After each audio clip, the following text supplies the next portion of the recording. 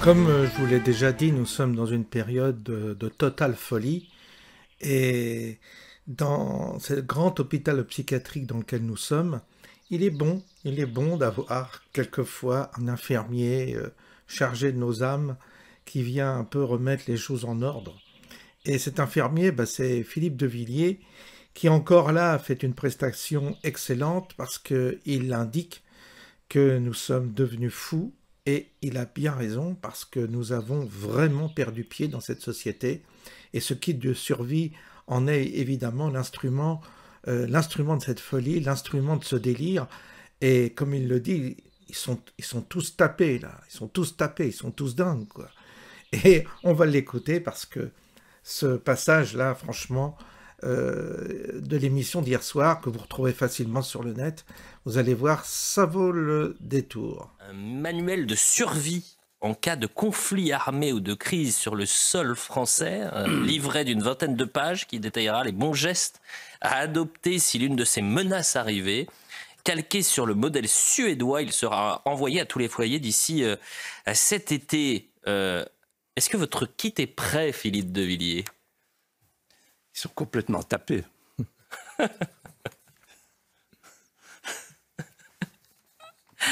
Moi, quand ma femme m'a montré le truc, j'ai dit, voilà. Et le kit de survie, c'est quoi ? Oui, revenons parce qu'on a beaucoup parlé de l'infantilisation pendant le Covid et on en parlera dans un instant du Covid. Mais alors, ce kit, vous avez dit, ils sont complètement tapés. Mais qu'est-ce que ça dit de l'état de notre société ? Vous avez vu les instruments, là ?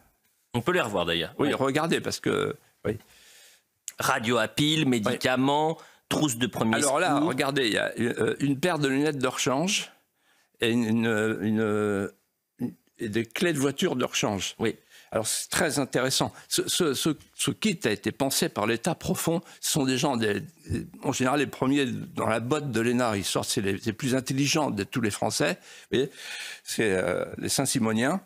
Et là, en fait, comme on est en guerre, ils préparent la guerre. Alors, moi, je dis la chose suivante. Quand j'ai vu les lunettes de rechange, je me suis dit, oui, évidemment, les lunettes de rechange, pour voir arriver les chars russes sur les Champs-Élysées, il vaut mieux avoir 2 paires de lunettes pour être sûr de les voir. Parce que si on ne les voit pas, on sera pris au dépourvu. Et puis ensuite, la clé de secours, si ma voiture brûle, au moins, j'ai une clé de secours. Oui. Voilà. Donc, la guerre est là, elle est proche, on a un kit de survie. Ça coûte combien ? Justement, je n'avais pas le chiffre. Le budget pour ce manuel, je ne l'ai pas. Vous l'avez ? Non, mais je voudrais bien l'avoir. Hein. Attendez, il y a meilleur journaliste que moi, Geoffroy Lejeune. Vous avez l'information ou pas ? J'ai pas du tout. Faudrait demander. À mon avis, ça coûte aussi cher que l'Arcom. Oula ! Oui. On les salue, l'Arcom. Ils sont très attentifs à notre émission. Oui. Bon, puisqu'on parlait d'infantilisation, Philippe de Villiers... Alors non, l'infantilisation, allons-y. Non, pardon, excusez-moi, mais là, je pense à Philippe Muret. Si Philippe Muret revenait, il referait sa lettre aux djihadistes. Pourquoi ? Parce que vous parlez d'infantilisation et vous m'y faites penser. En fait, ce à quoi on assiste, il faut que les gens qui nous regardent comprennent. On assiste à l'infantilisation d'un peuple de consommateurs. Voilà. Et donc, qui mettent leur âme dans un caddie, le caddie laïque, obligatoire et universel. Voilà où on en est. Bon. Et Philippe Muret, lettre ouverte aux djihadistes, de tête, je crois me souvenir, il disait, voilà, l'Occident va finir en Bermuda. Craignez le courroux de l'homme en Bermuda. Alors, craignez le courroux de l'homme en Bermuda. Excellent, Geoffroy. Et on continue. Craignez la colère du consommateur, du vacancier qui sort de ce camping-car. Vous nous imaginez vautrer dans nos loisirs, dans nos plaisirs, qui nous ramollissent. Eh bien, sachez, chers djihadistes, que nous sommes prêts à nous battre comme des lions pour défendre notre ramollissement. Chers djihadistes, vous voyons chevaucher vos éléphants de fer et de feu et entrer avec fureur dans notre magasin de porcelaine.